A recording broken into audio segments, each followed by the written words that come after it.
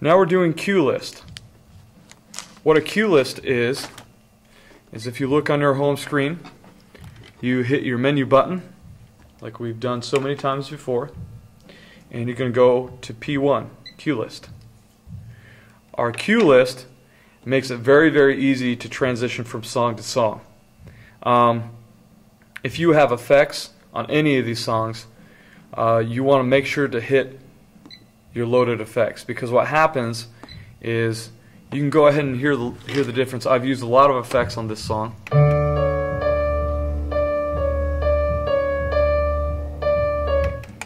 The piano sounds pretty dry and everything, but when we go ahead and load effects, this is what I originally intended it to sound like.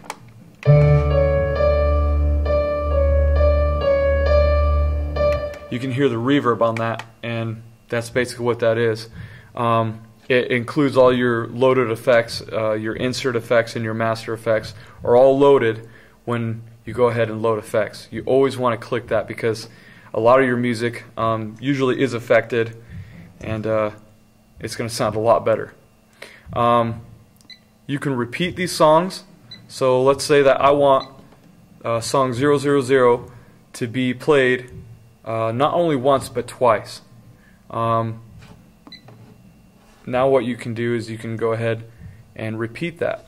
So now what happened is I'm repeating this song twice, and then it's going to go into my next song. We're going to go ahead and just do it once, and we're going to go ahead and assign a different song here. So now I have two songs loaded, and what's going to happen here, I'm going to go ahead and go back to this song.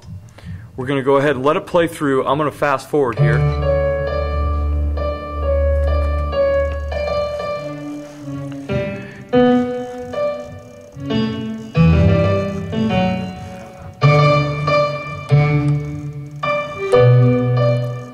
Okay.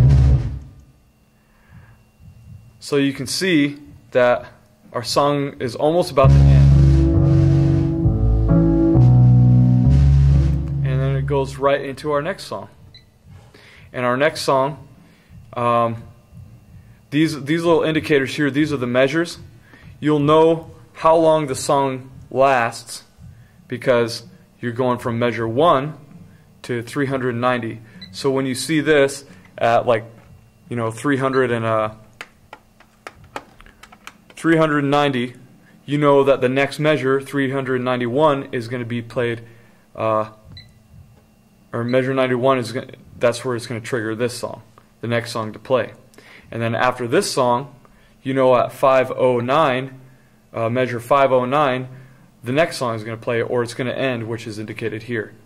If you want to insert another song, you can go ahead and hit insert, and see it's just inserted another song. So we want to go ahead and load or have these songs now. So we got our first song, second song, third song.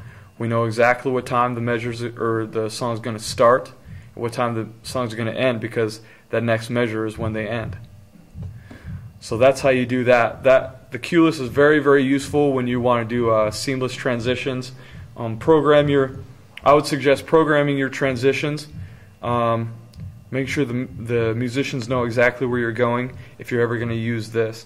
This is useful, but it can also be a curse, especially if you have some worship time and stuff, and you're trying to get the people engaged, and the next song starts.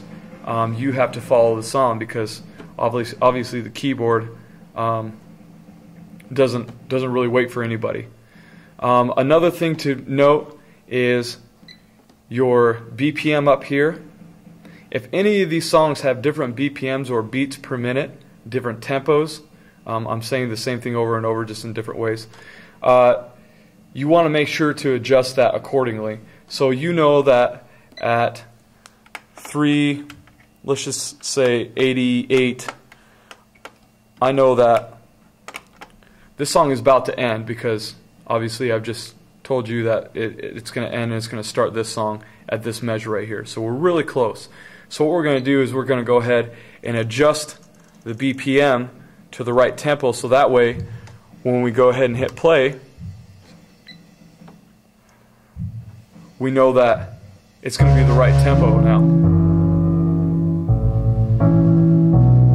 Still a little fast for this song, but that's just to indicate exactly how to operate that. So we're going to go ahead and fast forward through this.